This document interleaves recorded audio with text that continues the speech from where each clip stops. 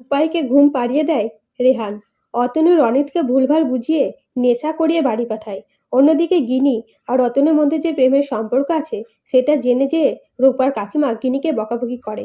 তখন নেশাগ্রস্ত রনিত এসে উপস্থিত হয় বাড়িতে আর বলে, কি হয়েছে মাদার ইন্ডিয়া? তখন রূপায়ের কাকিমা রনিতকে বকাবকি করে আর বলে, তুই নেশা করে বাড়ি ফিরেছিস, তোর বাবা যদি জানতে পারে তাহলে তোকে মেরেই ফেলবে। তখন রনিত বলে, আমি একটু খেয়েছি, বিশ্বাস করো। সেই সময় গিনি রূপাইকে ফোন করে বলে রনিত বাড়ি ফিরেছে। তখন রনিত ফোনটা নিয়ে বলে, বড়দি আমি বাড়ি ফিরেছি, তুই ঘুমিয়ে পড়।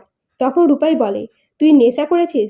তখন রনিত বলে, আমি নিজে ইনকাম করি, নিজের টাকায় একটু তো এইসব খেয়ে মজা করতেই পারি।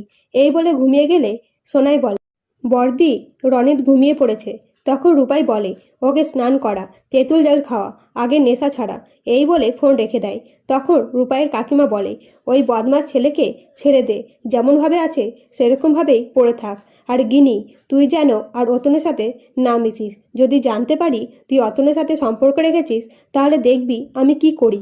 তখন গিনি বলে, অতনে ভালো ছেলে, পঞ্চুর সাথে আর মেশে না। বড়দি ইনকাম করে সবজি না এনে দেওয়া পর্যন্ত আমরা খেতে পারি না, কিন্তু অতনু অনেক টাকা ইনকাম করে, আমার কোনো অসুবিধা হবে না। তখন রূপাইয়ের কাকিমা সোনাইকে বলে গিনির ওপর নজর রাখতে। তখন গিনি সোনাইকে বলে, আমার ভালোবাসার মাঝে এলে আমি খুন করতে পারি।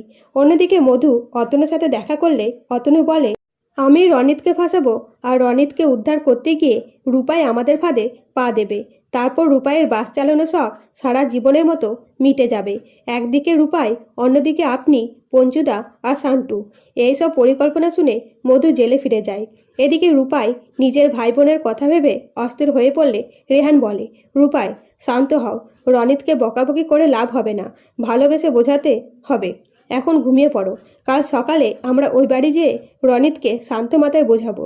এই বলে রেহান রূপাইকে মাথায় হাত বুলিয়ে ঘুম পাড়িয়ে দেয়। তো বন্ধুরা, নতুন নতুন আপডেট পেতে চ্যানেলটিকে সাবস্ক্রাইব করে পাশে থাকবেন। ধন্যবাদ।